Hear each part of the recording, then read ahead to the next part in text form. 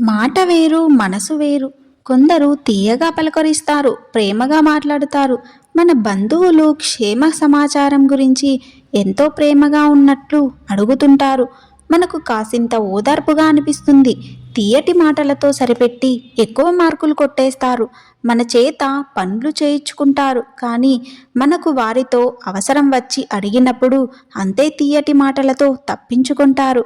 కానీ నిజాయితీపరుడు లేని ప్రేమను నటించలేడు. కావాలని తీయగా మాట్లాడే ప్రయత్నం చేయడు. తను సహాయం చేయలేనప్పుడు సానుభూతి మాటలు కూడా పెద్దగా మాట్లాడలేడు. తనకు వీలున్నంత సహాయం చేస్తాడు లేదా మౌనంగా ఉండిపోతాడు.